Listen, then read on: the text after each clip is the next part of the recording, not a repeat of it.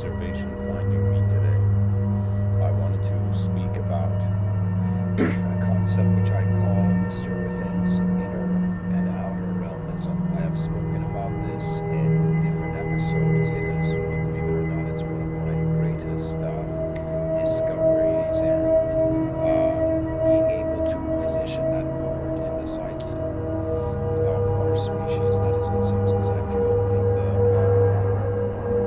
important contributions of this channel.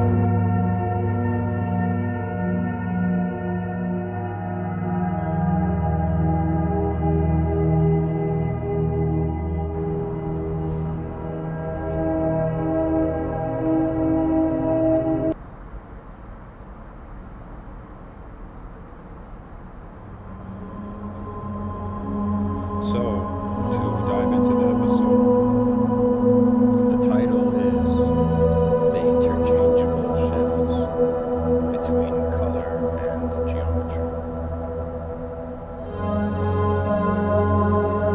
And I would like to begin from here to say that when I was younger, the way my eyes had opened up to the world, I had a notion of the mind.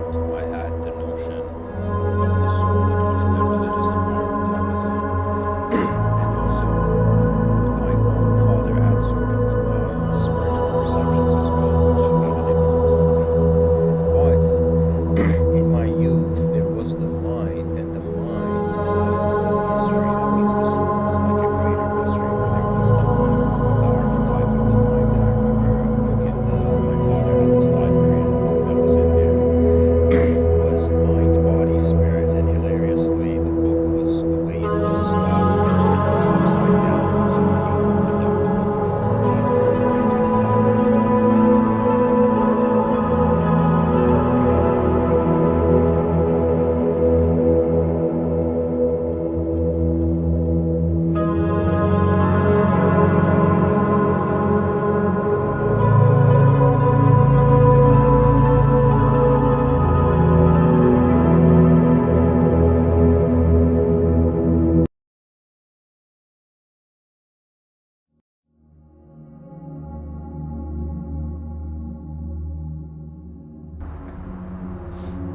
So the curiosity for the mind came into place in my youth.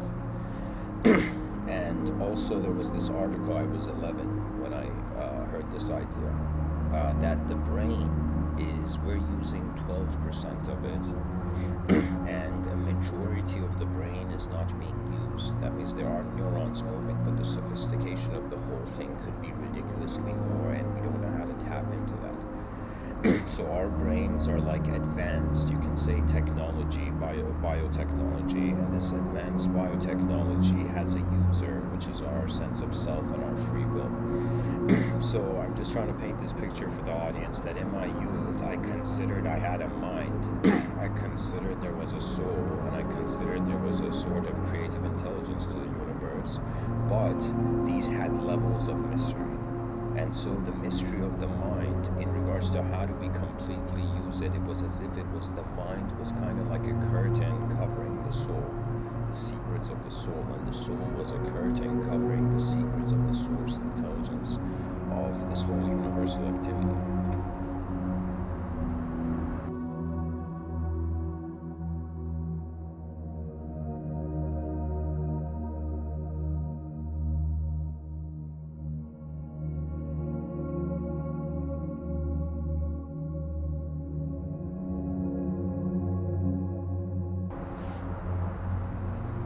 Guys, I don't know if I'm audible to the listeners. If I'm audible, if I'm not audible, please let me know in the chat section.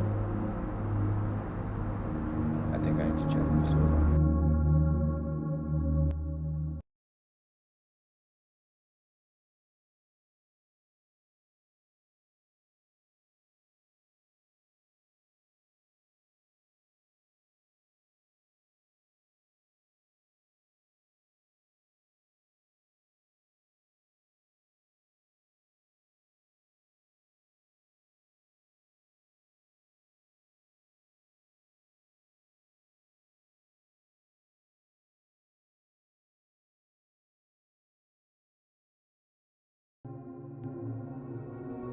Okay, so the background is too loud. Let me see if I can fix this.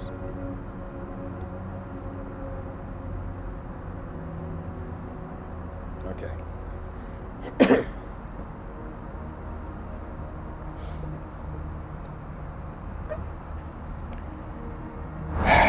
I think my voice should be pretty loud now. Hopefully people heard what I said so far, but I'll do a quick recap just in case.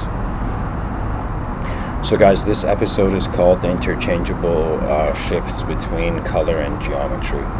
And in my work, I've developed this idea called Mr.Within's Inner and Outer Realmism. And in various episodes, I've talked about this. In this episode, I want to share how I came up to this point and how the title of this episode is a very new observation. Or at least new in the sense like maybe I have not spoken about it in this way before, but how there's a translation going on between the world we find in front of our eyes, our outer life, and the world we find behind our eyes, our inner life. So I was saying in the part that was maybe barely audible,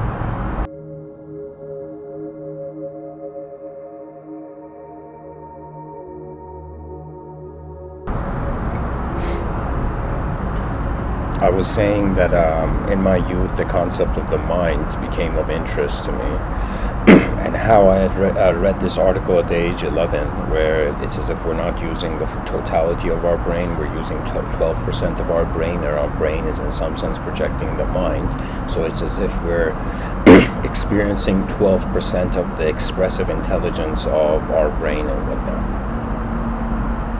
So I had this view that I was a mind, but there was no way of understanding how I was a mind, aside from just the presence of the moment. But ideologically, it was as if I had accepted a concept and I hadn't wondered about it beyond that.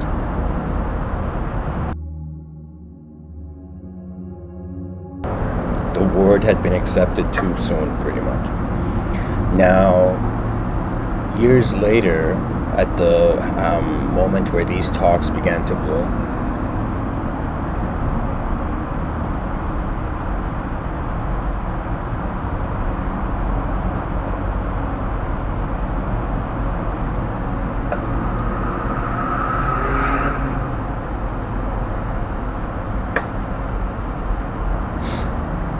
I began questioning who was looking through my eyes, like who am I, to a very deep level. I noticed that there is a space behind our eyes where there is decision making being made, and in that space there is an ability, there is free will, but the free will we find behind our eyes is of a different texture than the type of free will we find in front of our eyes.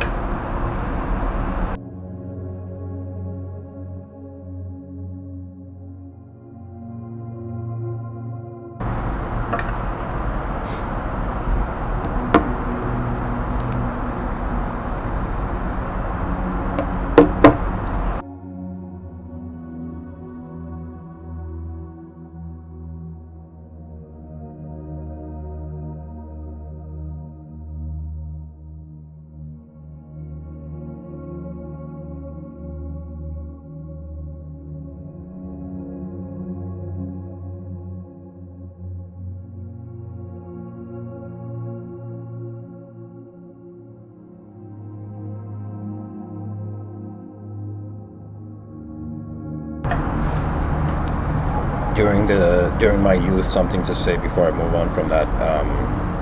In my youth, there was the concept of imagination, and for example, you can imagine the kid daydreaming in class and the teacher getting angry at the child daydreaming. Why? Because the imagination, it's as if the child's attention is not in the room, but where did the child's attention go? So in some sense, imagination is happening somewhere, but it is not happening in, I would say, physical reality. Or if it was, that if we imagined like a spaceship, it should appear in the outer realms. But it doesn't. So it's as if imagination is happening somewhere where we can observe it, we can watch it, we can see it, you know, behind our eyes, but we cannot touch the imagination. Like I can visualize an apple pie floating in the air, but I can't put that apple pie on the table in front of me right now and start eating from it. So that's pretty much the suggestion of Mr. Within's outer realm and inner realm, outer and inner realmism.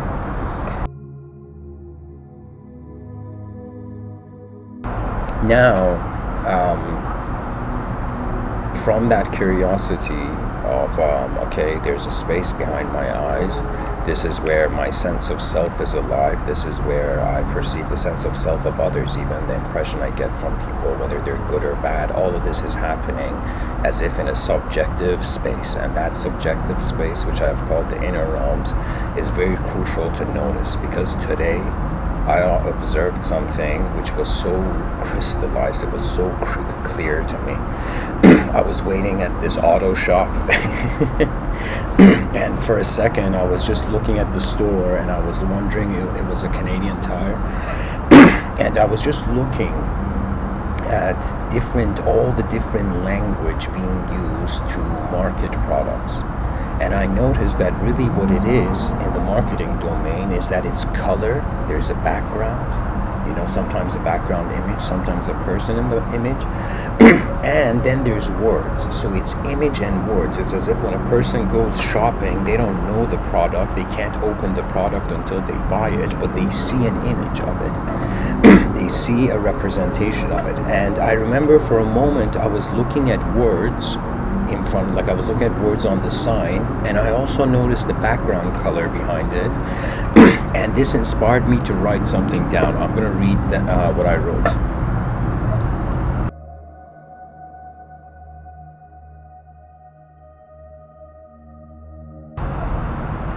I wrote, a word in the outer realms becomes an image in the inner realms. An image in the outer realms becomes a word in the inner realms.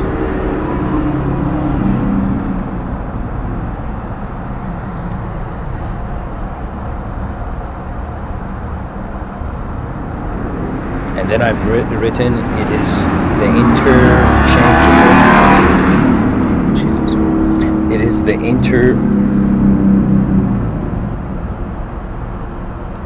the drive faster. It is the interchangeable shifts between color and geometry. And when I say geometry, I mean geometrical design. So what I'm noticed, really the fruit of this episode, which I'm looking into, pretty much you could say the topic I'm meditating on in this episode, concentrating on, is that when we see words in front of our eyes, words written on, let's say, a sign, and the word says apples, for example, you know, or it says tires, whatever, that word in behind our eyes becomes an image. And when we see an image, let's say you see your friend, you know, from long ago, and so when you see that friend, the name of that friend comes into your mind, and you call them by their name. So what I'm trying to say is that, first of all, us thinking that we're in one world is a fallacy. It may be one world. I mean, let me tell you how it's a fallacy. Even if it's one world, it's multidimensional. That means the multidimensional cannot be ignored any longer. So many things are multidimensional, yet we are ignoring them in civilization, thinking that we're just a singular identity. There's way more going on here as intelligence on this planet, I would say. On this rock in the middle of nowhere, the type of intelligence we find is multidimensional. And the multidimensionality of this, due to the analytical philosophers silencing the continental philosophers, people have stopped wondering about it. It's as if because we want to see something be the same tomorrow, we don't wonder about variations of it, right? So the way society has been designed, it's as if people are, I don't want to say it's a sort of collective laziness, but it's as if people have lost the curiosity to wonder about how the world is changing and to have a capacity, regardless of how it changes, to still wonder about what's going on here and what potential perceptions remain dormant in the world that have not been unlocked or uncovered yet.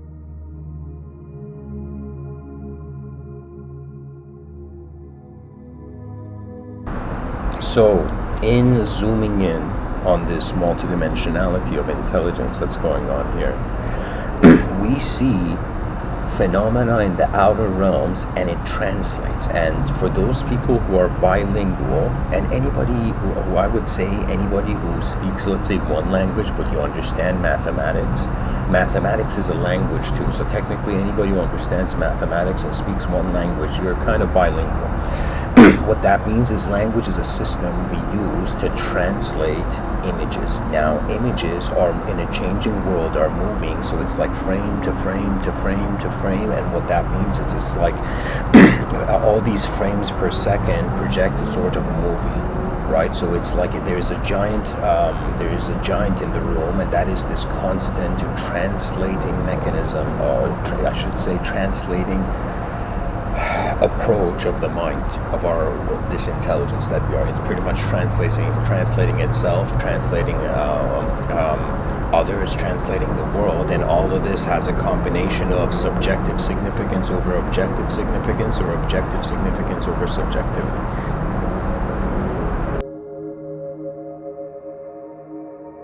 That means when human beings began wondering about what they are, it was an object, wondering how it's being a subject, and then wondering how the subjective dimension of experience is moving the objectivity, which is the mystery of free will, and even goes as far as bringing up the question of the hard problem of consciousness.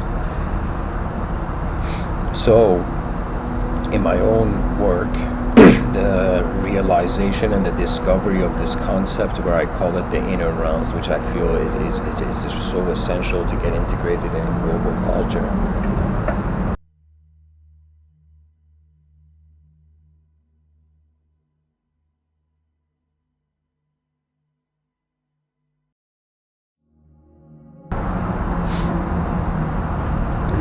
There's a translation, just like a person translates, like, for example, me personally, I speak Farsi, the language they speak in Iran, and I speak English, and there's moments when I speak where I can totally see the concept that has arose to me. I got introduced to it in the Farsi language, and then sometimes when I come to speak about something else, I can totally see how the way the language comes to me, the language begins projecting the image in my inner realms is from like an English source. Do you see? So it's as if we're not just, language is a tool. Think of it as if it's an Iron Man suit. It is never the person. A person can never be their words. They are way more than their words, and the words are kind of like the effect of the totality of their intelligence in that moment. So we have the inner realm and the outer realm, and just like a person would translate a sentence, let's say, a floating apple, or let's say an apple pie in the sky, that sentence. Right? If a person comes to translate it from one language to another, and it completely sounds different, and the subject-object structure, it also is different. You see in the sentence structure, in the context of the sentence. So when a person comes to translate something, let's say, or I'll say it like this, so I could even make it simpler. Right now I'm looking at a coffee cup or a cup, right? So the English word for this is cup, the Farsi word for this is livan, right? So it's as if I look at this, and both linguistic symbols arise, and both can be validated in accordance to how I choose to move my attention in my inner realms before I speak. So I'm saying that the ability of our intelligence is not that it's just going linearly. There's a multi-presence at work with it, right? That means it depends on your exposure, right? The more a person gets introduced to ideological structure, the more an idea comes to them, the more the idea has to engage with. So the more ways it can be translated, right? So what I'm trying to say in this episode is that when we look at words in front of our eyes, we translate that into images behind our eyes. And for example, you look at great philosophers or poets and novelists, and those were, or even filmmakers, these are people who are capable of translating what is behind their eyes into words and then into something more. I mean, filmmaking is a bit different than if the director is a writer, then this metaphor resonates.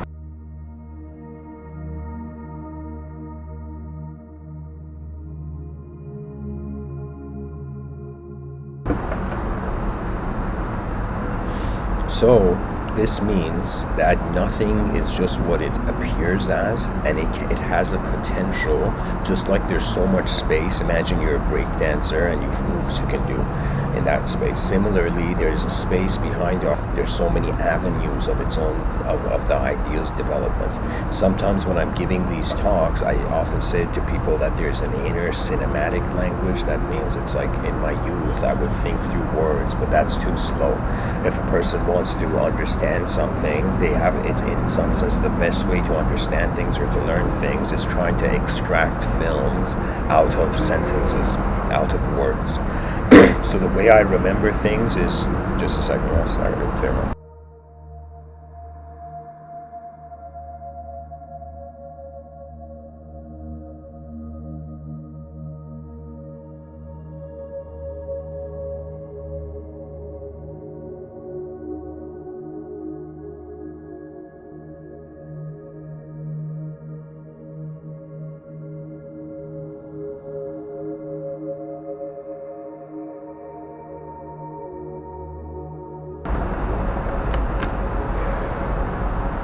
I'm trying to say that there's, when a person wants to learn something quickly, they're not looking per se for the language. At least in my opinion, the language is secondary. The images that make the film is important. So when somebody reads a book properly, they're actually seeing a movie. And so you want to see the next page, see the next page. Why? Because in your inner realms, you have seen an image to the language.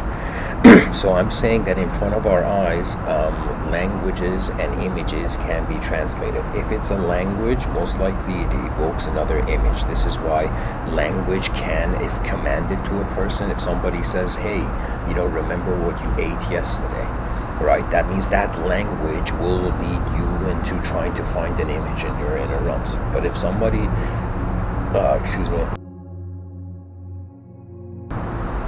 somebody says, like, somebody pushes you, let's say if somebody pushes you, and then you go, hey man, what are you doing?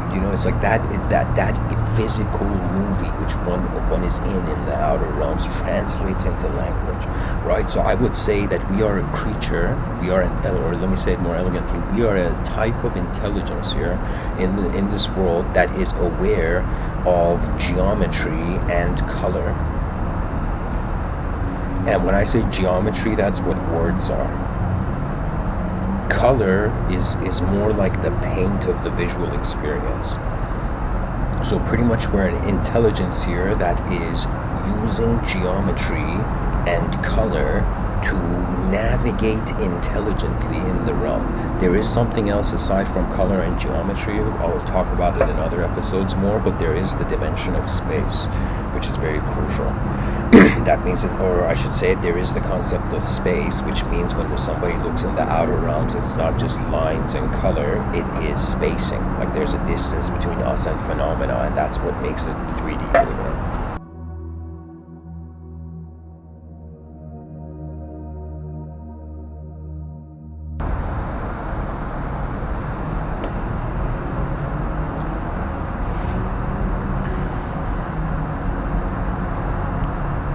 So when a human being realizes that they can hold a sword and shield, or there is such a thing, imagine, like, probably first there was the sword and the spear, And then when there was close combat on a massive scale, when somebody had to defend themselves again, like let's say if you were fighting one opponent, I could totally see back in the day, let's say in tribal society, let's say two people had to fight, then I would say a spear would be a better weapon than just a sword, you know. But when it comes to groups of people, let's say you're in a battlefield, you know, like a medieval knight in a battlefield, then you need a shield, you know, you even have armor. Right, I see a close resemblance in knights from the medieval time and the samurai in Japan.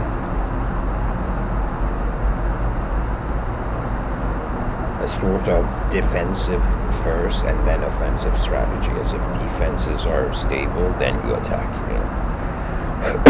But, anyways, where I'm trying to go with this is that first there was like the spear, let's say, then the sword, then the shield.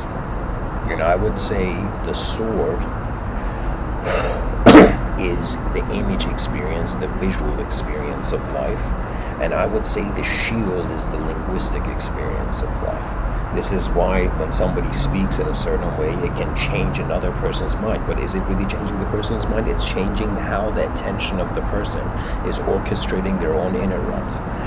You know, believe it or not, in these talks of mine, some people have shared with me that these talks have been helpful to them, but I honestly feel more than it has been helpful, or before interpreting it as helpful, it's pretty much, it's as if there's 8 billion creatures are on a battlefield of the sun who's noticed kind of like the sword and shield in my hand, but I notice a lot of people haven't understood the shield in their hand, right? So really, it's not, there is really nothing to teach here in this planet. We're on a rock in the middle of nowhere again.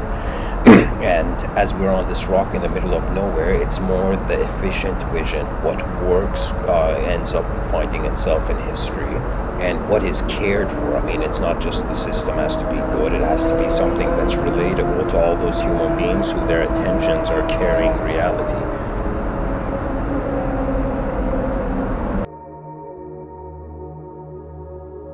People think it's just Olympians carrying torches.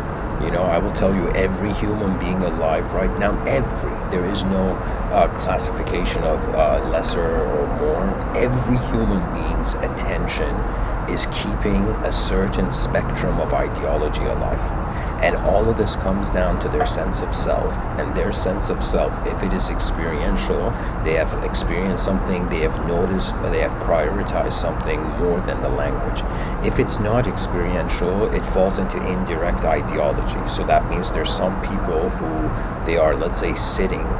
I mean, think of it this way. It's like skydiving, okay? There's some people who are reading about skydiving, and then there's some people actually skydiving. Those people who actually skydive, they get to access the full scope and an experiential dimension where it's not just a geometric outline, it is not just a priori.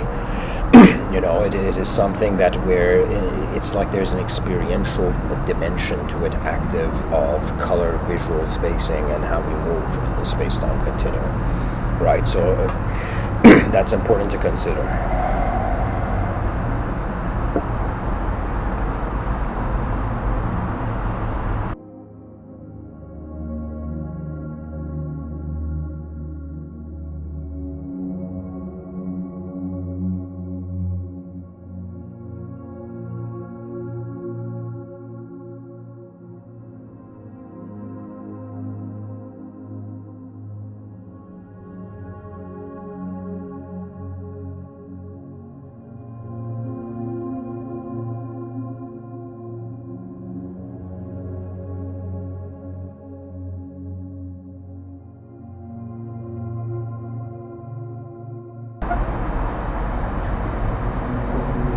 So it's important to recognize words are becoming images, images are becoming words.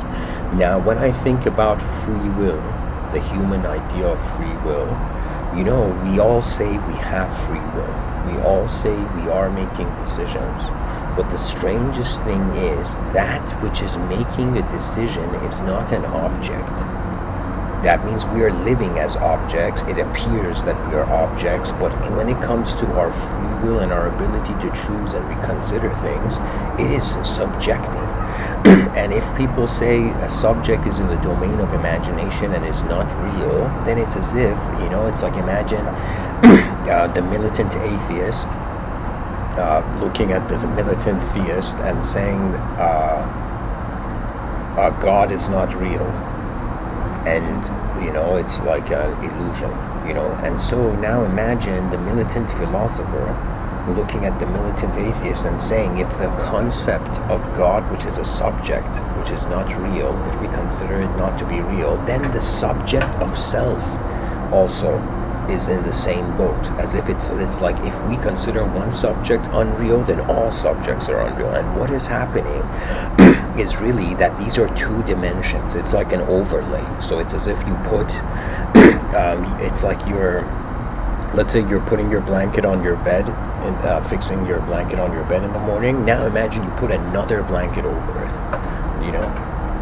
So it's literally like that, and these dimensions are having a relationship. Now, if we think reality is just subjective, you become a solipsist. If you think reality is objective, you become a nihilist. Why? Because when it comes to the subjective experience, it's as if an ignorance of a source beyond one's own perception. But if we look at the outer realms in some sense from a materialistic perspective, then we are ignoring what is watching the materialism. So it seems that even right now as I'm speaking to you, like, who is speaking, right? So it's like there is a biological body, there is a voice, there's my incredible voice box, and at the same time, there is an idea of myself, the subjective notion of who's here talking, and then there is an attention to all of it, which to me arises as the space of my mind, and it arises as my whole moment, right? As if when a person, all those people who are trying to, let's say, the notion of body, mind, soul, there are some people who I would say, you can say I'm one of those hidden people. One of those people who, in some sense, I can totally see beyond the concept of the body, beyond the concept of the mind, and beyond the concept of the soul. There is just everything being everything in one moment. It's as if it's one universal event, and our intelligence is separating itself from this universal intelligence to have this universal event, to create micro events and then create storylines from it. So it's as if it was all truth in the beginning, and then truth in some sense had nothing else to do. So in some sense, truth creates an illusion. When truth creates an illusion, truth still has nothing to do, but the illusion has endless things to do.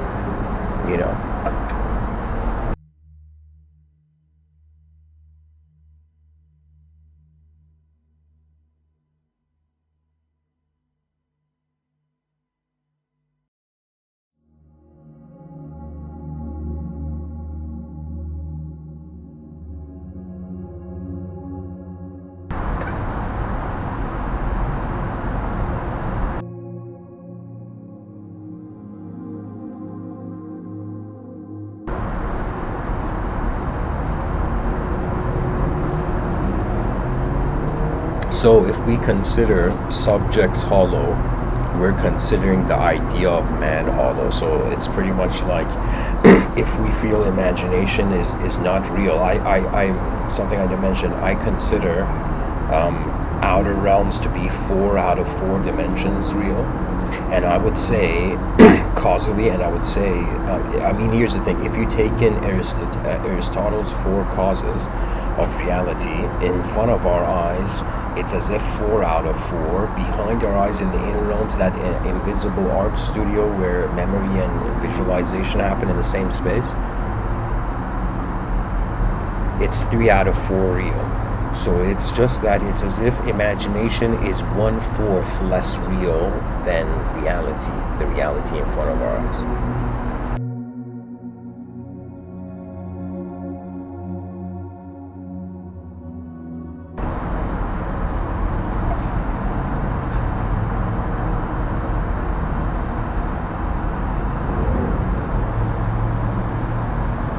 So if we look at the idea of man, we're saying we're people right now, the idea of a person, okay? Or let's just to speak about it simply, so I can speak about it simply. I'm trying to say, if all ideas are man-made, the idea of the man-made is man-made, therefore it's a nullification. It's a philosophical, linguistic fallacy that there is the idea of a person making all the ideas of another person. This, in some sense, renders the concept of creating thoughts as impossible. So this leaves us into either some transcendental verb that we have no clue of, or we are receivers, we're antennas.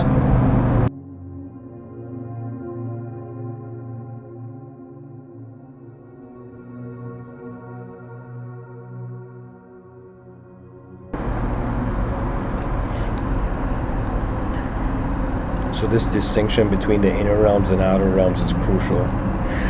And this additional point where words and images in the outer realms and inner realms, they take turns. Do you know that's why I'm saying interchangeable shifts? So first of all, in the outer realms, we see it's a changing world, so there's stuff shifting. In the outer realms, you could see pictures, like you could just see landscape, or you could see language written on like a commercial, what do you call it? Like on like an advertisement somewhere, right? So you can see a color and geometry, or you can see a sort of specific specialized geometry, which is language. And these have a different implication in the inner realm. So in the outer realm, you see color, words, they translate differently in the inner realms. And in the inner realms, if you see colors and words, images and words, so it would also have a translation. So because the whole universe is kind of shifting in a state of change, I'm saying that when the attention goes from inner, outer, and anybody who's like, hey, Mr. Within, what do you mean inner realms? I'll tell you, close your eyes and tell me where the image of the world is. That means when a person closes their eyes, there is no light. We say we need light to see. We are connecting image reception to light, right? We're saying there has to be light, and then we see something. But when a person closes their eyes and they can see what they saw seconds ago, there is no light there. You see what I mean? There is no light behind your eyes, but you still see phenomena. And when a person visualizes, that means, let's say right now I'm seeing the view from my balcony and I close my eyes. Now that image, that view of my balcony, it's still there, and slowly it's like meshing away, dissolving away. Now I can start visualizing different things, and that stream of visualization of different things, that means it's like the imagination doesn't need light to see, to be able to perceive in the inner realms. And this is what I would say is thinking, what people have been calling thinking. It is viewing content, images and words in a state where they are not conditional to photonic light waves.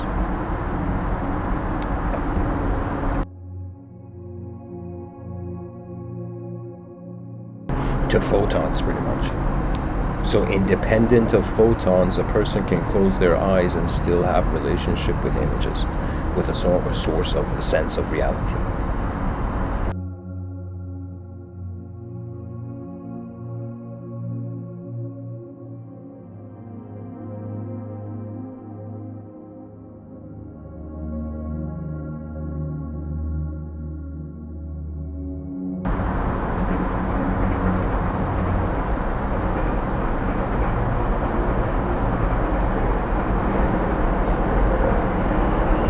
Look at what happens. Let's say a person says, right now I'm speaking. So right now as I'm speaking, people are hearing sounds based on their own past experiential archive of perception. These sounds that I'm making, which is speech, is translating to them, either extending to more words or extending to more images or an image.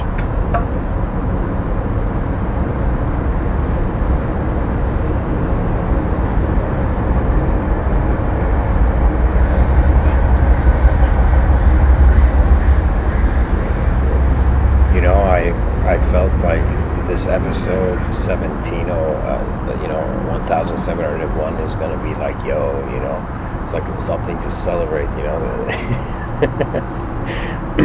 but strangely the viewers are way less than usual.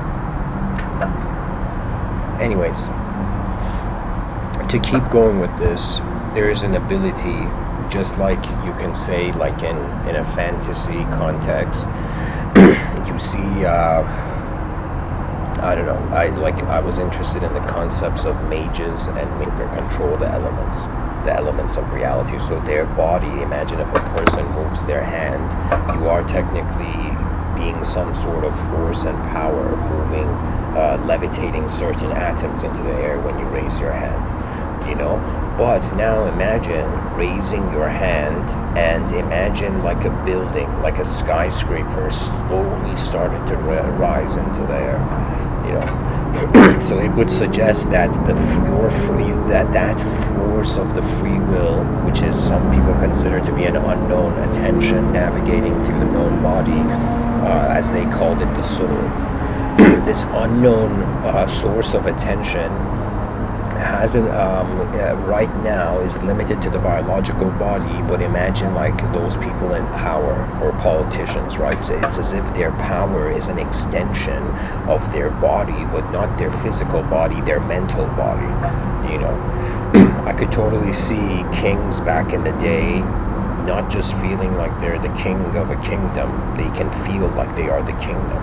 Like the kingdom is the extension of their body. For example, so when somebody drives, like I have this experience at least when I drive, and I'm a good driver, when I drive, I have a sense where the edge of my car is.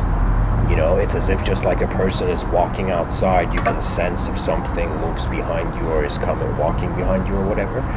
Similarly, when a person drives, if you identify with just the stillness of the vehicle, that means if you are super still and not you in some sense will feel the vehicle like your own body, an extension of your own body, to a degree where in, I would say, developing countries, I've seen some people drive and like be at these mountainside roads where barely you think the truck's going to fall over the cliff, but the truck somehow manages to get through that that dilemma, that narrow road.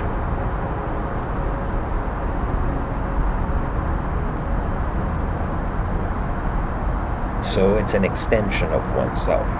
Right now, all these ideas I'm saying, they're kind of like, believe it or not, speech is the same thing as moving your body. But it's not, you're not just moving a body, it's sort of attention in the inner realms, being able to move on sub-levels of phenomenology, where Immanuel Kant called that noumenology. So I'm pretty much saying there's the world behind your eyes, can not only is not just a source of the translation of the meaning of the world in front of your eyes.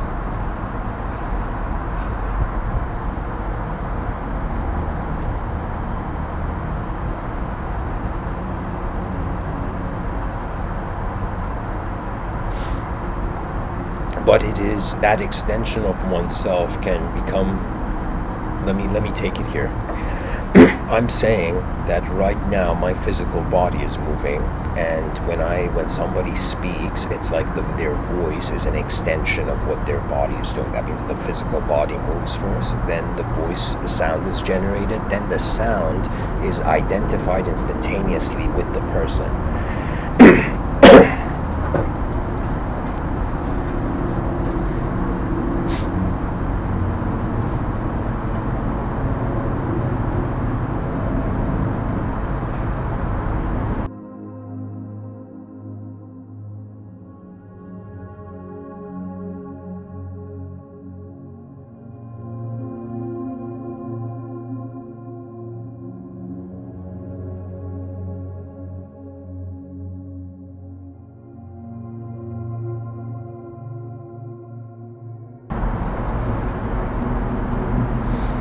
One can have this attitude where just like the voice is an extension of the body, they can have this experience. I personally have had this, and even right now as I'm speaking, I'm having it, where I feel my body is an extension of the intelligence space of the mind, that which we're calling the mind. Now the soul, the mind is kind of like sandwiched between the body and soul. Let's say the mind is sandwiched between the body and soul. The soul being 100% unknown, the body being 100% known, and the mind is like the relationship of the physical dimension with the non-physical dimension, or how in Chinese ancient thought they saw it as a balance between heaven and earth.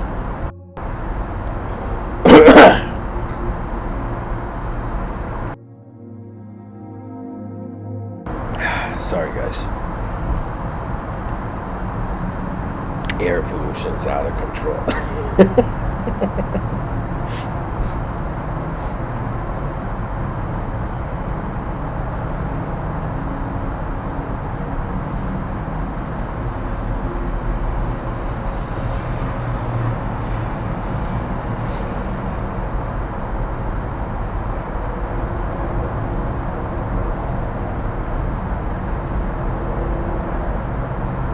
And what can the human being do, guys?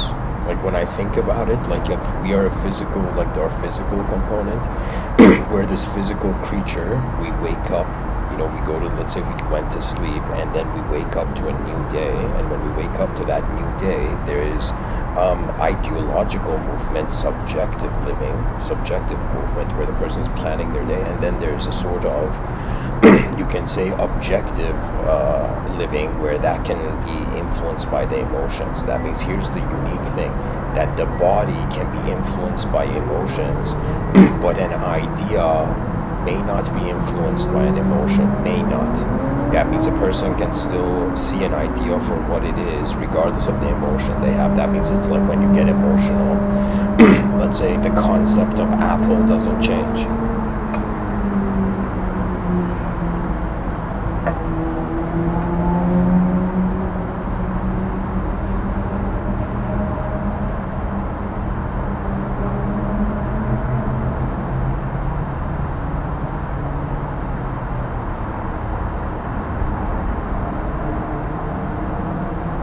Believe it or not, this is one of the great challenges of our civilization.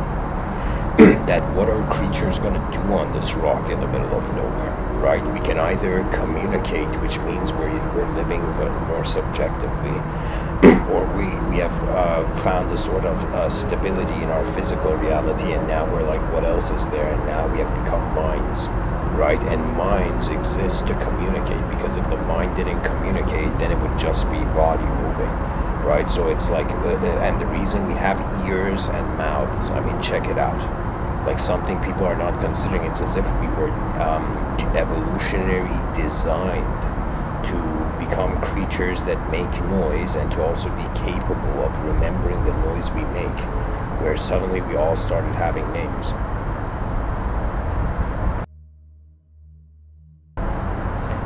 So this leads to the point of what is the use, I would say, of one's inner realms. And if we choose to see it from a context, like if what I'm talking about is a point, if I was to draw a line into that point, a line of time, it's as if, like, what was the human being's relationship with their mind in the past? What is the human being's relationship with their intelligence right now, their intelligent mind right now, and what will be the human being's relationship with their mind in the future? What we notice is that our intelligence as human beings who separated from the regular jungle where the ecosystem was setting the framework of our imagination, we have come into the concrete jungle, and we started walking on our 2 feet, we wear clothing, we created methods of transport, we have various vast archives of sophisticated symbolism and knowledge, right? So it's as if what has happened is that there was an intelligence within the person, and this intelligence is stepping out and out and out and more out of. That means there's something journeying from the inner realms to the outer realms, which renders the purpose of intelligent life as expression. So expressionism can be seen as, in some sense, a field of attention, in some sense aiming to manifest and mobilize to do some sort of work. So it could be that it's like everything we see in reality, it's as if there's one field and all these particles are being moved in that field.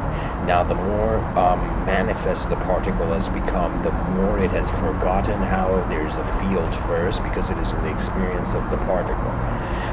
So if we realize that it's like it's pretty much space wanted to exist, and there's this incredible in the Sufi tradition, Sufi mystical tradition, there is this saying, which is, they consider it as Hadith Qudsi.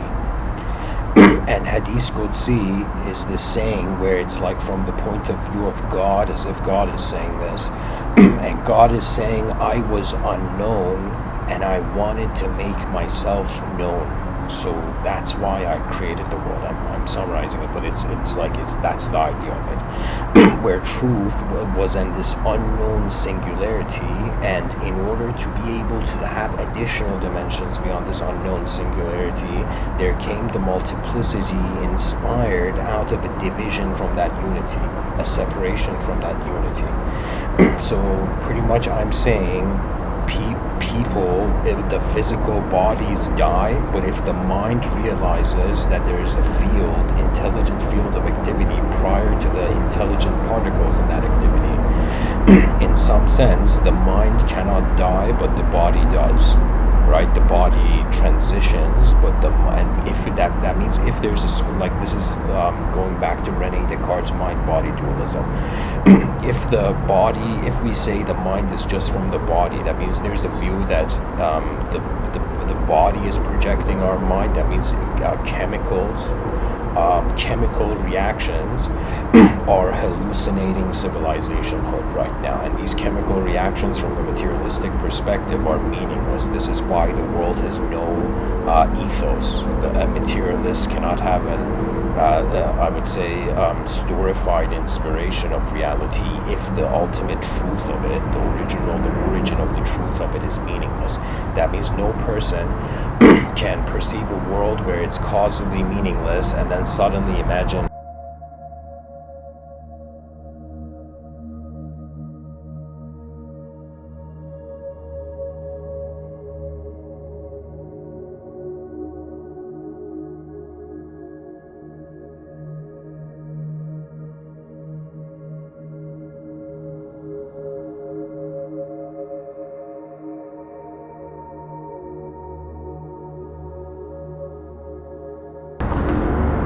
So if our bodies are the only source of our intelligence, then there is nothing here. It's all meaningless hallucination. It's a meaningless accident. But if the mind is a different dimension than the body, that means whatever happens to the outer life, the inner life is still walking, right? And when you look at mystical traditions, even yogic traditions, they were not that concerned with the outer life, because the outer life was temporary and eventually would make you at some point in this temporary life be like, yo, what is this whole thing happening here? Right? So the mystics were concerned about the inner life, and in their inner life there was a language bombardment, and so language, there was a lot of ideal worshipping until somebody like Buddha came along. And the yogic tradition is so complex, where somebody said it well once, where it's as if like Buddha is the last chapter of the yogic teachings. That means it goes so far, where there's even Yoga Patanjali Sutras and much more. But the whole point is that when Buddha, the contribution that the Buddha made was that the Buddha, when he was concerned about the freedom of the inner life, because he was this, pretty much the story of Gautama Siddhartha, is that he was this prince, and he was in a palace, and his father was an emperor, and when Siddhartha is born, Gautama Siddhartha is born, they see a sign, they see a wheel on the sole of his, like at the bottom of his foot. Okay, and so his father looks at the sage there and he's like, yo, what does this mean? And the sage is like, your son will either become a very holy man, or your son will become an emperor like you. And so the father was like this emperor, this king. So the father does everything to try to hide the nature of reality from Buddha. But Buddha, after living in the palace for so long, at some point he steps out of the palace and he begins to see something he has never considered before. He is seeing that people die, people get sick, people get old, people suffer in this reality. And when he sees this, it's as if you can see how much love he had for the world he was in, where he decided to do something about it. And so he goes on many paths, some of those paths life-threatening, some of them not. And eventually he reaches a point where this is where the fruition comes, the moral, I would say, where Buddha noticed that the inner life, like, let me say this, before Buddha was born, there was Brahmanism going on, and Brahmanism means that there was a certain phase of history, people were not trying to intellectually solve the problem of truth, they were behaviorally trying to solve the problem of truth, not even consciously. They felt like if they did this ceremony, this would happen. If they did this or that and that, like a sort of passcode of behaviorology, you know, passcode of behaviorism. If they behaved in a certain way ceremonially, then they would unlock and activate truth, right? So Buddha saw, when Buddha went to see like what was there before him, he realized so many people doing weird, strange and odd practices and trying to have a relationship with the truth of reality, and this truth was a solution to the problem of suffering. Now what Buddha does is, after going upon various paths and trying to see what leads beyond suffering, this is the most remarkable thing, where the Buddha sits down. He stops searching. He just stops. For a second, it's like, rather than doing this ceremony, doing that ceremony, doing this meditation, doing that meditation, he just sits by a tree as if enough. How much how much should we dive into the ideological circuits? Right? So he stops and he sits there, and this is where something remarkable happens. Where there's this story that Buddha, he in his inner realms, that means he's sitting by a tree, eyes closed, samadhi-like, and in his inner realms there's these three demon sisters, the sisters of Mara, if I remember correctly. And these sisters, these Mara sisters, throw think of it as if an army of arrows, like a sky full of, they just like a storm of arrows, they shoot at Buddha while Buddha is sitting there by the tree, and all of this is happening in his inner realm. And what Buddha does, after realizing the nature of how behind your eyes you are, your attention is origin. And so Buddha realizes this, and in his inner realms instantly shifts all those, retranslates all those dark arrows about to hit him into lotus flowers, and they all drop down on the ground. And eventually Buddha wakes up and he opens his eyes, and there is his friend, who was also his assistant in the, what do you call it, in the empire, like when he was in the palace, named Ananda, is you could say one of his only, probably his only friend. And so Ananda, who was with Buddha, when Buddha wakes up and opens his eyes from his meditation, from his first, conscious sitting, he opens his eyes, and Ananda looks at him and suddenly notices something is different. Something has happened to Buddha, and he says, what is it? Tell me the truth you have seen, tell me. And this is Buddha's first answer to what is the truth. Buddha doesn't say anything. Silence. Silence. The source of the linguistic simulation.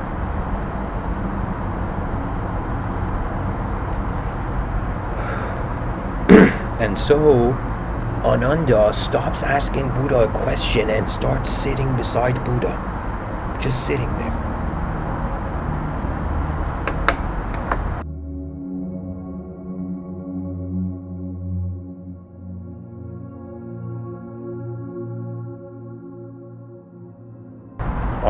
I'll be right back, guys. I need to check something. Hang in there.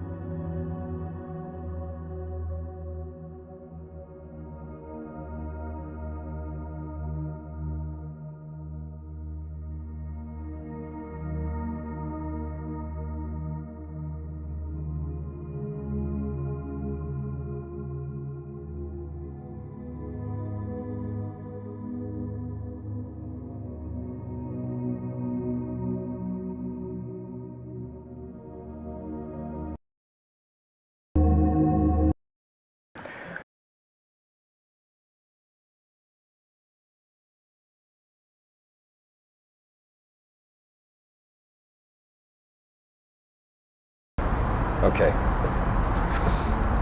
So Buddha realizes that the moment he stopped for searching for truth in the outer realms, this is why many sages say it's from within, and even the sage Rumi from 700 years ago, he says silence is the language of God and all else is poor translation.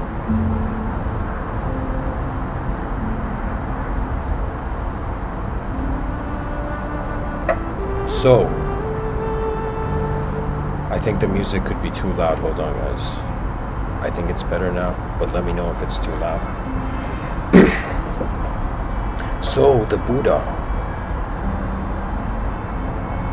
he realizes that the suffering of the outer realms is happening in the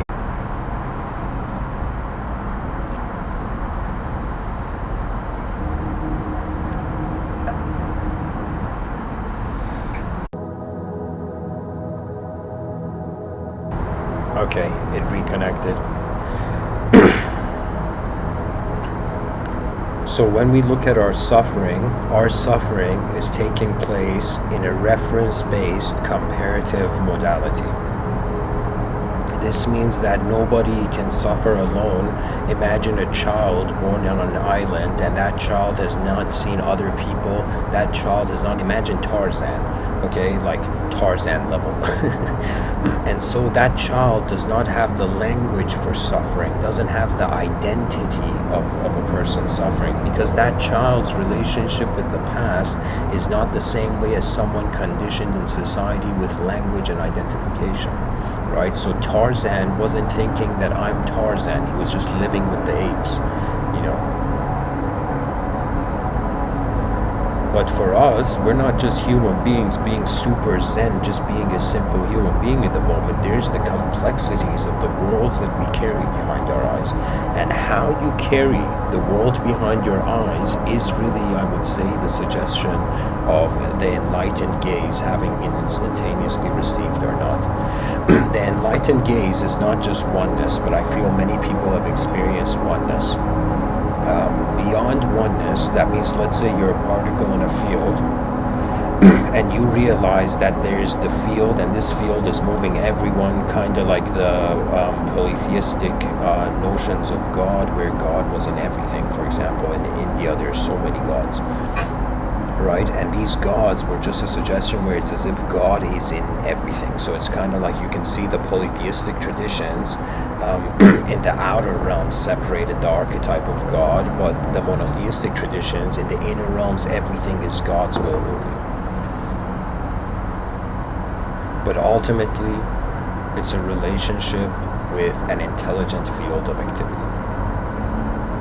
This means that our bodies may exist alone, like, self, like we each have our own individual bodies, but our minds, the more we discover their field-like nature, can get infused in multiple fields. And beyond the fields of the mind, I would say that's where one reaches the timeless, in the sense that Plato said time is the moving image of eternity. That is not a simple statement, ladies and gentlemen. That is one of the most intense statements. As if Plato is saying, hey, temporary creatures on a rock in the middle of nowhere, the other side of the coin is an eternity, an unconditional eternity where there is no death or life. There is just being.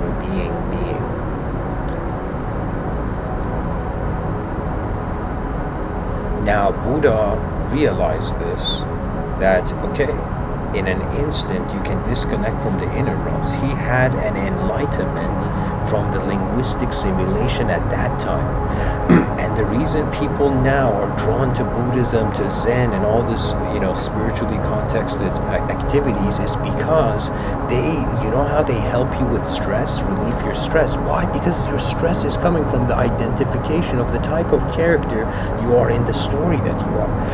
When we look at the past, it has already happened. We can't do anything about it. It happened. Right? When we look at the future, it hasn't arrived yet. We don't even know what to expect. We're left in the presence of our moment. Do you know? And the decisions we make shape the future. And it's kind of like, even if a person has a past and it's like, Mr.Within, I can't get rid of my, like, it's not, even though the past happened and it's not no more, it's not like I can forget it.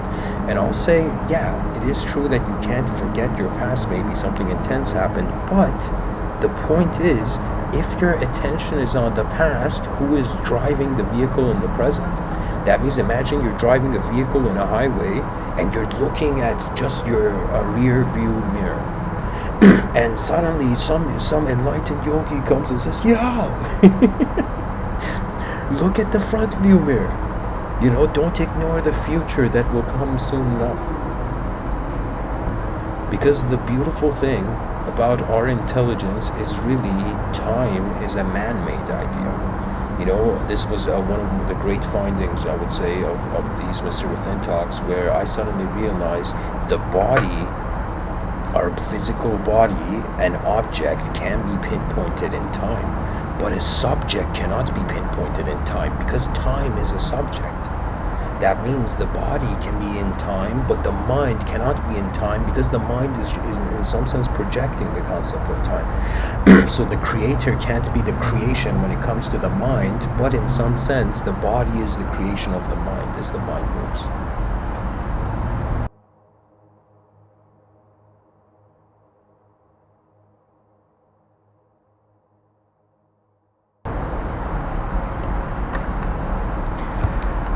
So, I feel in the future people will come to having more of a direct experiential, attributeless relationship with intelligence moving here.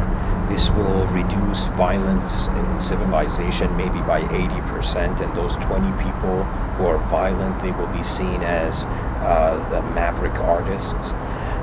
Maverick artists, as if they are keeping, it's as if like it's one yin, it's one circle, but there's yin and yang in it. Do you know what I mean? But that yin and yang mentality, that dualistic mentality, rather than us saying, no, there is no bad, there's only good, or no, there is no good, there's only bad, we are bringing that notion, that duality, and we are seeing that it's actually present in a multidimensional arena where anything in a dualistic system can be seen to go towards the singular, can be seen to then go towards the void, or that which is in a dualistic can be seen to go towards the infinite and then go towards the void. So it's either infinite meaningless movement in the void, or there is the void, or there is a meaningful moment where it's as if like even beyond dualism.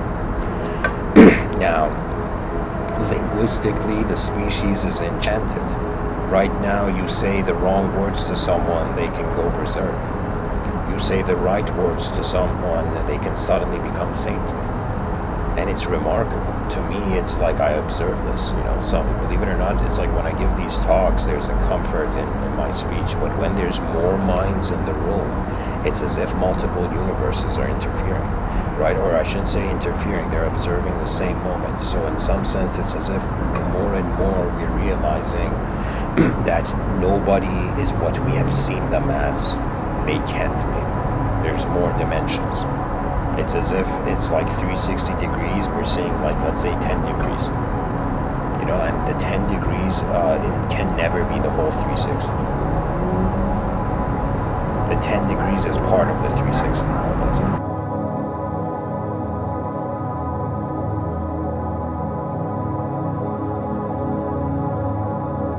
So, and earlier I was, to move beyond Buddha, like Buddha's revelation, I would say that if I go back to the mage idea, or let's say show like the airbender, right, where that kid's controlling the elements or whatever. So those elements, right, are translations of reality. So back in the day, chemistry class was short. It was pretty much you'd go and be like, okay, what's everything made of? And they'd be like earth, air, fire, water, and ether. Right, and the only question the student could ask really is like, okay, what's ether? And ether is how space is an element in certain schools of thought they perceive.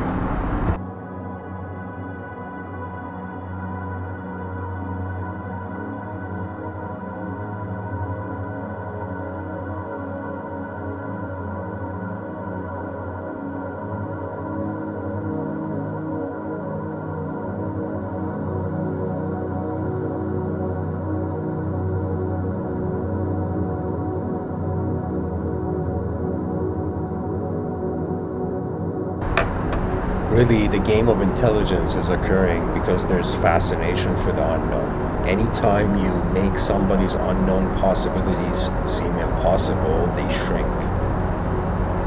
they diminish, or they lock down in language. This is really, as someone who lived in a theocratical society, sometimes I look at the country I was born in and I wonder, where is the ideological freedom? And I see that it's like stories rule people. It's not just people, it's not like dictators controlling people. Stories are controlling people. Stories are dictating people's lives and their potential and their abilities. And so unless the person has a relationship beyond language, you're a slave to sound and symbol. In order to usher in the advanced civilization, we have to master the elements of our perception. If I wanted to go old school, I can use this earth, air, fire quality. I can say, for example, in the outer realms, it's like fire. There's consequences. In the inner realms, it's like water, where it's like the water can move between the rocks. People don't realize how liberated and how insightful Bruce Lee was. Bruce Lee has this interview where somebody's asking him about his philosophy on life or something. And Bruce Lee says, "Wah!" No, I'm joking. Bruce Lee punches the interviewer in the face. No, I'm joking. Bruce Lee says, "Be like water, my friend." He says water can go gently or it can crash. Your inner realms can in some sense be mighty, or they can be super simple and gentle. And it really depends on the will of engagement with the world. Believe it or not, it's like a cycle where if you observe information, then you act upon the information, which then you become the information. And then when you have become the information, you get additional observances, and then there's constantly a constant update to life, you know. That means any ideological system that is making people feel a changing dynamic world as a photograph is really an ideological system that is has not cared to look at the world look at the true nature of the world. You know, in the Veda, I believe it was the Vedas or the Upanishads, one of these, where I think it was the Vedas, where there's the saying neti neti. That means disciples of these enlightened gurus would do their meditation or whatever. They would come to an experience, an insight, some sort of inner realm realization or outer realm realization. And they would come to the enlightened person, and they would be like, yo, is this enlightenment? Did I get it? You know, can you check my test score? You know, can you check my test and see if I wrote the right answer? And the guru would look at the person and be like, really, man? And he would say, neti, not this. Why? Because the world moves quicker than our words can hold it.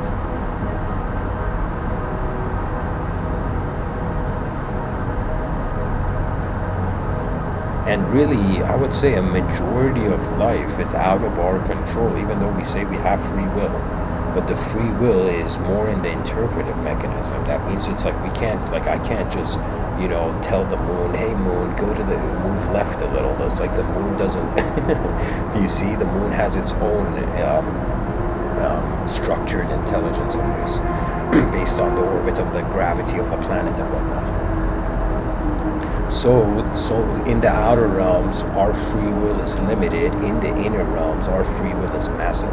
And based on how we coordinate our sense of self behind our eyes suggests the potential it has in front of our eyes.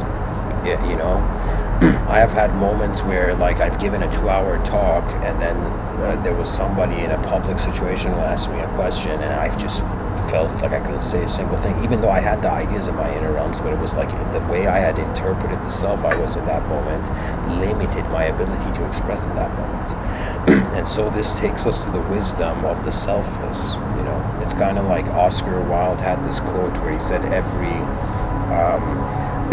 every saint has a past and every sinner has a future.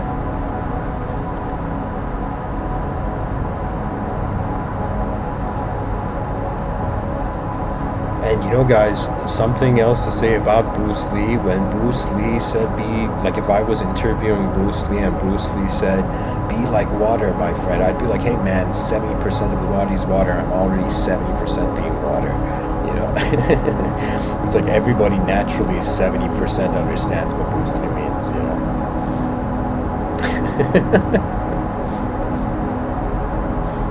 But what I'm trying to say, dear listeners, is that, first of all, because it's a changing system, you can know it all.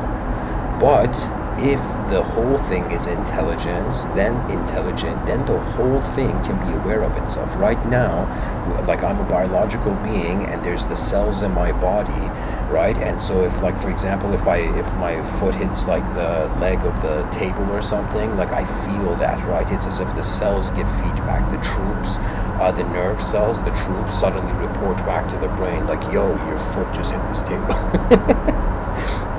You know, and so the person gets an awareness of it. They can be aware of their physical existence, their biological existence, right? But if somebody was like, hey man, can you feel what another person is feeling, and you don't even see the person, that's where you see it's like the inner realms, like, I don't know what to do now, right? And so the idea is that there is no more a sentence that can enlighten a person. It's like that was never it, I'm telling you. What this whole update of intelligence, or trying to access that greater percentage of the brain, is a recognition of that which is moving before you are. This is the most basic algorithm of mystical inquiry. You're not there to get enlightened at first. You're not meditating to not have thoughts. Forget all of that. You're just sitting down as a creature on a rock in the middle of nowhere and being like, okay, What am I if I don't do anything? As Lao Tzu says in the Tao Te Ching, action through inaction. That means if I don't do anything, what is my intelligence? What is here right now moving? Like right now as I'm giving this talk, this is like a cat inspiration for me, to keep talking about this. Why? Because it is so unknown how we know that there is the unknown.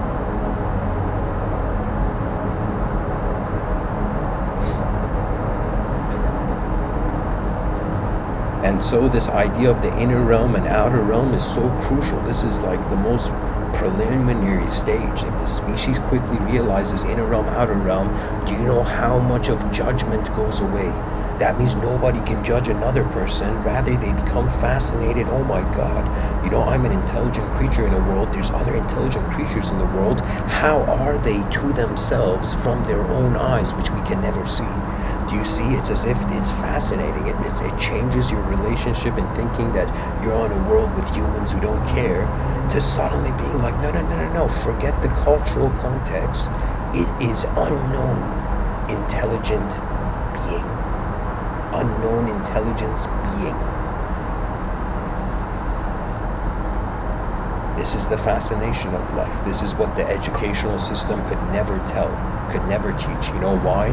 Because the moment it teaches it, the person is going to become more fascinated to be an explorer than a student of a past curriculum. And of course, I'm not saying like that. Of course, everybody, I think, at this point in history would agree that global educational systems require reform. That means if a university is proud, it's like, what is it proud of?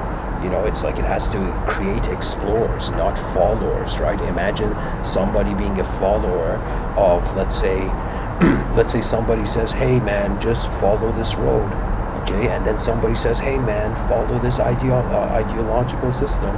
You see, it's as if, wait a minute, where does the exploration come? Where does that curiosity, Robert Frostian curiosity of taking the path less traveled by come from, right? That is what the world needs, because it's pretty much a translation of, Carl Jung spoke about it incredibly. He said there's the collective unconscious, like this giant ocean, imagine, and then there is our individual consciousness where we are like the captain of a ship. And there's unknown waters everywhere. Now the thing is imagine in this, you're a captain on a ship in the ocean, right, with your crew and all that, like human beings on a rock in the middle of nowhere, and spaceship Earth, as Buckminster Fuller called it. And so imagine you're a captain on a ship, and there is an incredible amount of fog, and you can't tell if there are other ships out there. You can't tell even if there's other phenomenology, other types of intelligent movement out there, right? So you start off as being the captain of your ship, and if the ship is anchored to a specific ideology, it doesn't get to explore the unknown waters that was its birthright. You see, belief, it's not that belief is right or wrong. A person can believe in anything.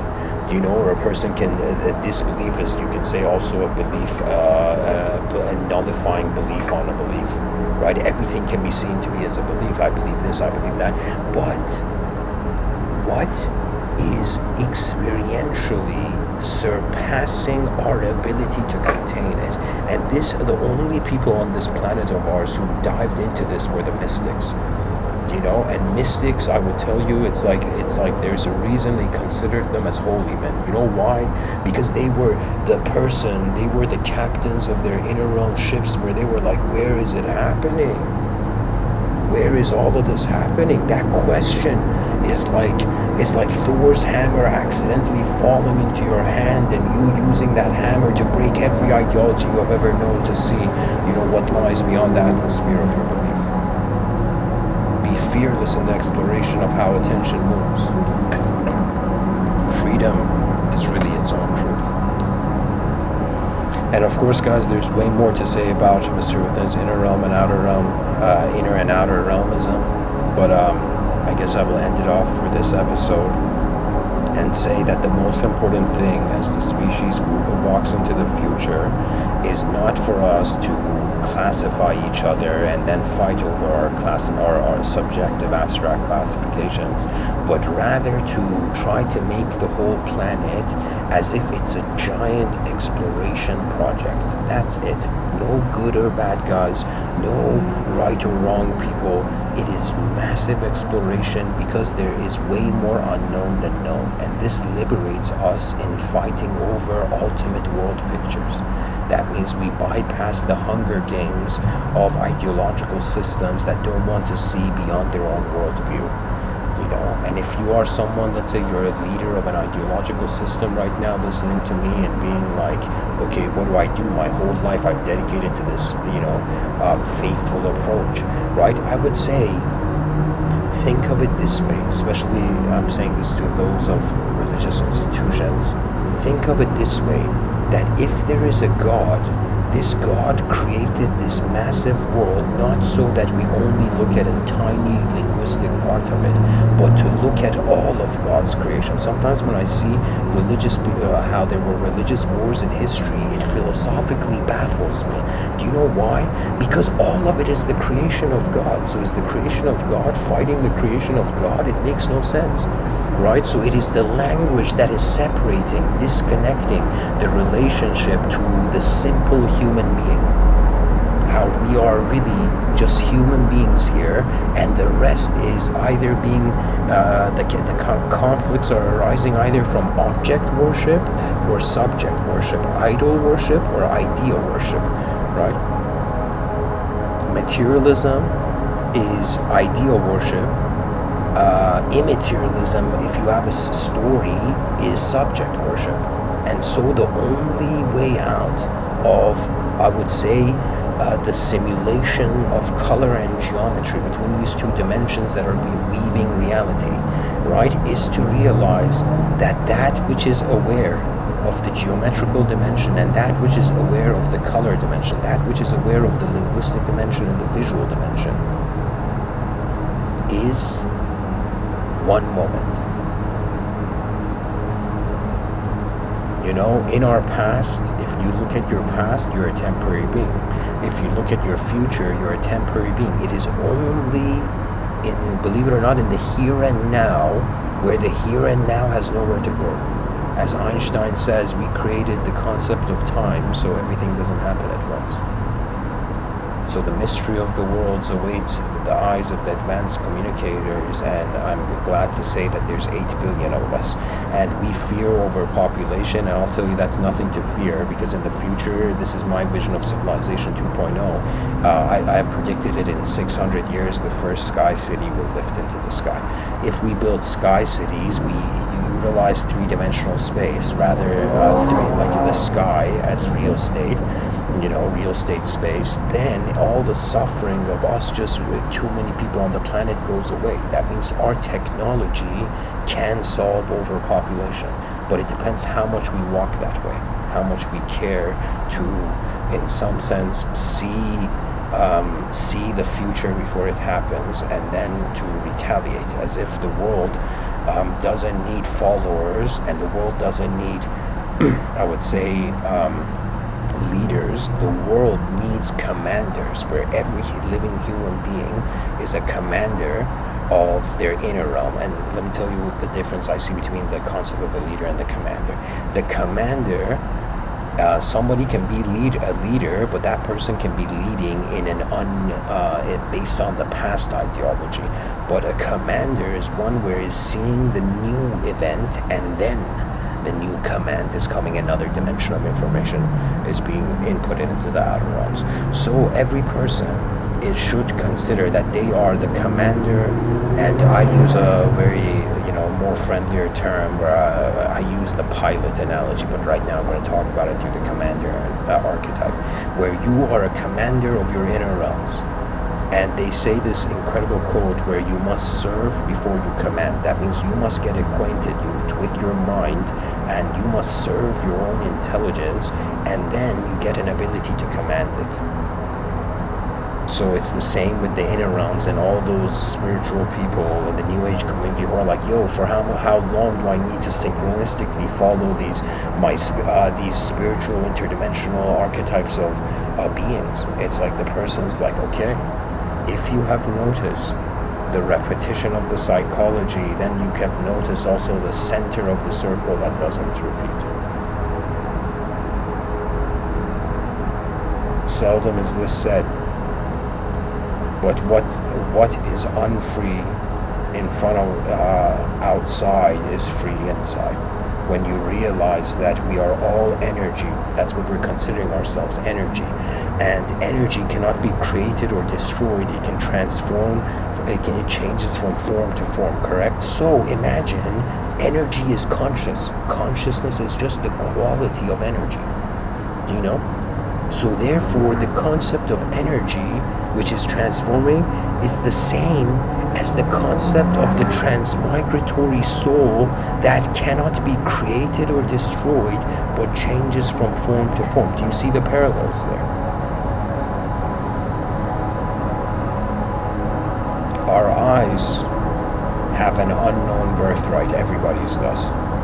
And so this birthright should not be focused on impinging on each other's freedom, but rather advancing the potential of the creative endeavors that surpass our envy. That means for me, like, sure, there's problems of my own personal life, but there are moments when I come to give these talks where I'm forgetting about my personal problems. I'm thinking about the future of our species, which is trying to avoid extinction. And really what's going on this planet is a genetical continuity of a past relationship of intelligence with itself. So the future can surpass everything, or it can vanish. And so it's kind of like we're all drops right now, but we're moving drops. And these drops have a choice to become a river and extend their continuity of the species, or we just remain as drops and we evaporate. We fight over our inner realms, which can never be in the same moment, and so which can never be the same, and not realizing that the whole time we were just creatures breathing here. When you see another person, it's just a breathing entity, you know. And all those people who are afraid of, let's say, the concept of ghosts or spirits, I'll tell you, it's like you know, a person is afraid of the notion of a spirit, disembodied spirit, but when you talk to your friend, that's like an embodied spirit. That's another unknown variable of intelligence that is moving itself. That means we're like many commanders of our inner realms, and based on the familiarity we have in expressing ourselves in the outer realms, then we can have leadership positions, let's say. But ultimately, I divided in my school of thought, you can say, in the Mr.Withinian approach, I also see there's pilots, and there's advanced communicators, and there's passengers. What that means is that there's some human beings who they are piloting the attention of masses. There are some beings who are like, imagine like an airplane, like imagine this is a plane of existence, and we're all in it. So this plane of existence is being piloted, the social fabric, you know, the societal and cultural dimensions. And so there are pilots, and then there are stewardesses, you know, stewards, you know, what do you call it, flight attendants. These flight attendants are not the pilot. They're not piloting the moment, but they are there to assist the passengers, right? I call the flight attendants advanced communicators. Now, the advanced communicators, what does the flight attendant do? It comes to the person, it's like, hey, do you want apple juice or orange juice? You know, what that means is the advanced communicators are the first, you can say, first emergency response to the dualism that is destroying the species due to its ignorance of a freedom that is multidimensional. That can be. In the future, we're going to see the advanced communicator being one of the greatest public servant, where firemen, paramedics, police officers, they're going to have an advanced communicator in assisting them all the time. And the advanced communicator is someone who goes there and is caring for the psychology of the human being there, not just how something's happening to the human being in the outer, but somehow something is happening in the inner dimensions of intelligence.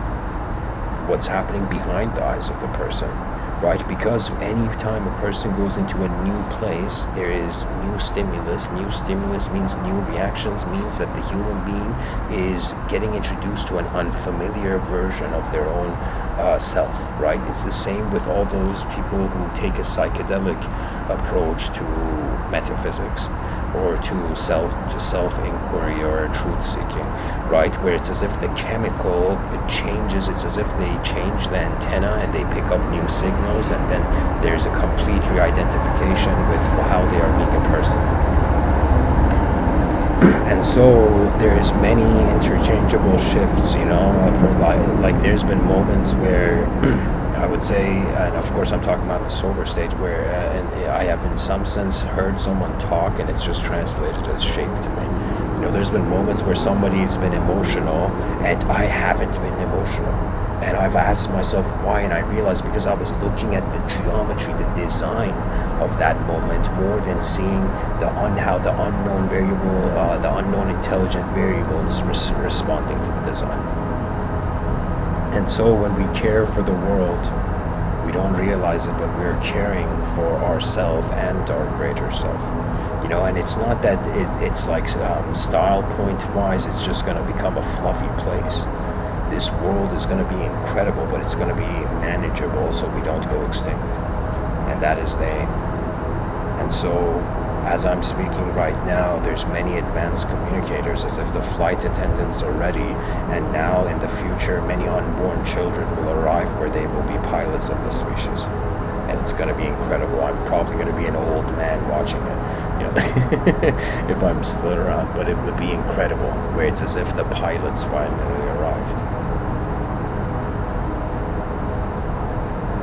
And so hopefully by then the School of Athens 2.0 would be developed as a global institution, and at the same time Civilization 2.0 would be in the inner, would be in the view of the inner skies of our species. There is greatness waiting for us. You know, we should not keep our own greatness waiting. Thanks for listening, guys. I hope this episode was helpful. Much blessings and namaste. I'll be on Discord for a little bit for those interested. Namaste.